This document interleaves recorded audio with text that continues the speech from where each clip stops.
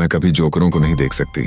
उनकी हंसी नकली होती है और वो आंखें जैसे तुम्हारी रूह चुरा लें। ये शब्द थे कविता शर्मा के, जो बचपन से ही जोकरों, क्लाउन्स से डरती थी।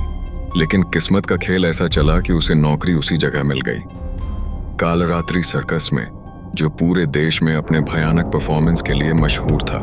कविता एक अनाथ लड़की थी, दिल्ली के एक एनजीओ में पली बढ़ी। किताबों से प्यार था, लेकिन जिंदगी ने उसे हमेशा कठिनाइयों में घसीटा। जब उसके पास न रहने की जगह बची, न पैसे, तो उसे मजबूरन एक विज्ञापन पर ध्यान देना पड़ा। कालरात्रि सर्कस में महिला सहायक की जरूरत, खाना रहना मुफ्त, तनख्वाह अच्छी, डरपोक ना हो। वो जानती थी कि यह जगह उसके डर से जुड़ी है, लेकिन उसके पास कोई विकल्प नहीं था। रात 9 बजे एक पुरानी वैन उसे लेने आई। ड्राइवर कुछ नहीं बोला, बस उसकी ओर एक घिसा पिटा जोकर मास्क देखकर मुस्कुराया। जैसे ही वैन ने वीराने में बने उस कैंप के पास रुककर दरवाजा खोला, एक अजीब सी ठंडी हवा कविता के चेहरे से टकराई। सामने बेतरतीब टेंट, कुछ ऊंचे बैनर और एक बड़ा साइन बोर्ड दिखा, कालरात्रि सर्कस, हंसी जो आपको रुला दे। अंदर घुसते ही उसकी नजर एक छोटे से मंच पर पड़ी, जहां कोई जोकर बार बार सिर घुमा रहा था, जैसे उसकी गर्दन इंसानी न हो। तुम नहीं हो? एक कठोर सी महिला की आवाज आई। वो थी मैडम रत्ना, सर्कस की मैनेजर। जी, मुझे काम की सख्त जरूरत है। काम आसान है, लेकिन एक बात याद रखना, जोकर टेंट के अंदर कभी अकेले मत जाना। कविता सिहर उठी।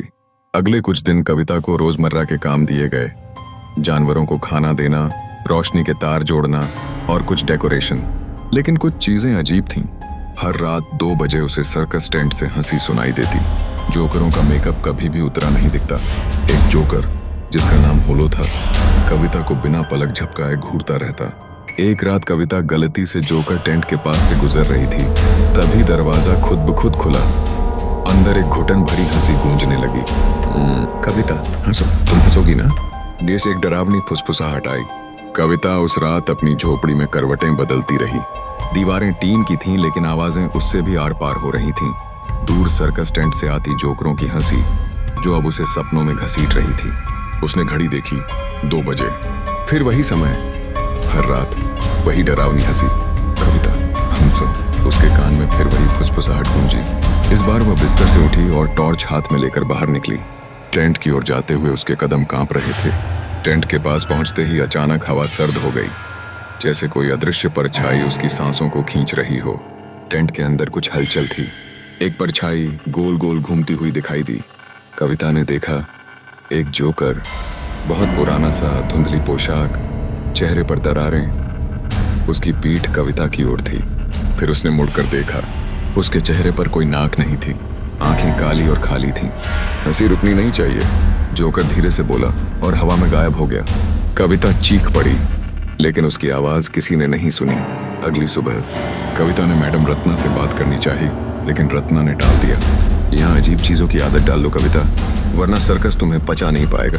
दिन में बाकी कर्मचारियों से बात करने की कोशिश की, लेकिन सब जैसे किसी डर में जी रहे थे। कोई आंखों में नहीं देखता, कोई जवाब नहीं देता।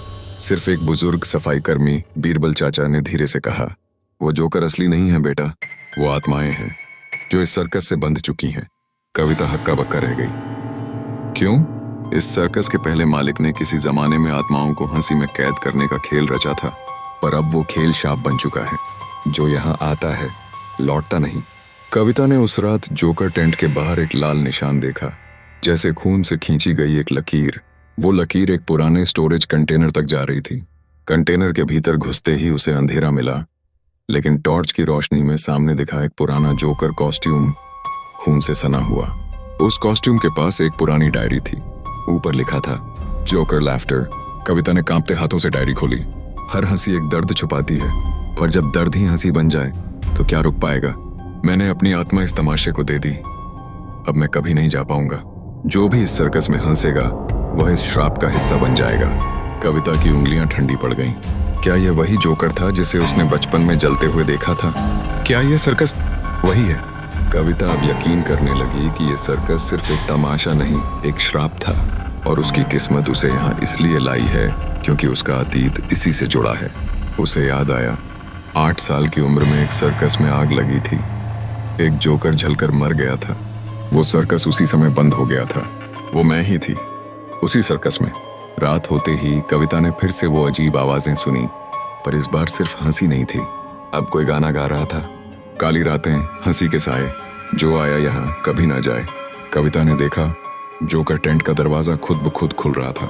वो डर के बावजूद टेंट के अंदर घुसी और देखा वहां एक दर्पण था और उस दर्पण में खुद कविता एक जोकर के रूप में दिखाई दे रही थी। और फिर आवाज आई, तुम्हारा भी नंबर आ गया है कविता जोकर। कविता ने जो दर्पण में जोकर का चेहरा देखा, उसकी सांस थम सी गई। उसे समझ नहीं आ रहा था कि क्या यह उसका भविष्य है या फिर कोई काला जादू जो उसे अंदर से निगल रहा था। टेंट के अंदर अंधेरा और ठंडक गहरा रही थी, लेकिन वह डर के बावजूद आगे बढ़ती रही। टेंट के पीछे एक पुरानी लकड़ी की सीढ़ी दिखाई दी जो नीचे कहीं तहखाने जैसी जगह पर जाती थी। कविता ने हिम्मत जुटाकर नीचे कदम बढ़ाए। नीचे एक बंधी हुई किताब रखी थी जिस पर लिखा था काल रात्रि सर्कस का रहस्य। कविता ने किताब खोलनी शुरू की। पन्नों में लिखी कहानी ने उसकी धड़कनें तेज कर दी। यह सर्कस नहीं बल्कि एक जाल है। जोकरों की आत्माएं यहाँ कैद हैं। उनका खून इस सर्कस की मिट्टी में मिल चुका है। जो भी इस सर्कस में काम करता है वह धीरे धीरे उनकी तरह हो जाता है। हंसी के पीछे मौत छिपी है। कविता ने जैसे जैसे पढ़ा, उसके सामने एक तस्वीर आई। एक जोकर जिसका नाम था लाल भैया।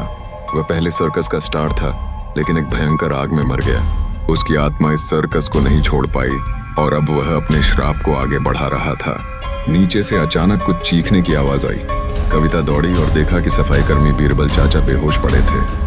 उनके हाथों में एक छोटा जादुई ताबीज था जो शायद उस प्रेतात्मा से सुरक्षा देता था। यह ताबीज तुम्हें बचाएगा, लेकिन ध्यान रहे, सच्चा डर तभी खत्म होगा जब तुम सर्कस के मालिक से मिलो।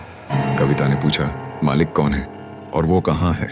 चाचा ने धीमे स्वर में कहा, वह वही जोकर है जिसे तुमने टेंट में देखा। उसका नाम है सुल्तान। वह इस सर्कस का साया है। अगली रात कविता ने ठाना कि वह सुल्तान का सामना करेगी। उसने जोकरों की हंसी को चुनौती दी। सर्कस के सबसे बड़े टेंट में घुसते ही उसे एक विशाल खून के रंग का जोकर दिखा, जिसकी आंखों में अंधेरा और क्रूरता झलक रही थी। उसकी हंसी हवा को चीर रही थी। तुम्हें डर लगता है कविता? सुल्तान ने धीरे से कहा, मगर डर ही तो तुम्हें बचाएगा। कविता ने हिम्मत जुटाई और बोली, मैं तुमसे डरती नहीं, मैं तुम्हें खत्म करूंगी। सुल्तान और कविता के बीच एक भयानक जंग शुरू हुई। कविता ने उस ताबीज का सहारा लिया जो उसे शक्ति देता था। दोनों की लड़ाई में टेंट हिल रहा था, लेकिन कविता ने सुल्तान को दर्पण के सामने खड़ा कर दिया। जैसे ही सुल्तान ने दर्पण में अपनी छवि देखी, वह चिल्लाया और धुएं की तरह उड़ गया। सर्कस में एक अजीब सन्नाटा छा गया। अगले दिन कविता ने सर्कस के लोगों को जगाया और सभी को वहां से जाने को कहा। उसने समझाया कि वह सर्कस अब नहीं चल सकता। कविता ने अपना डर जीत लिया था। जोकरों की हंसी अब उसके लिए सिर्फ एक याद बन गई थी। सर्कस का टेंट बंद हो गया, लेकिन कविता ने अपनी जिंदगी में फिर से रोशनी देखी।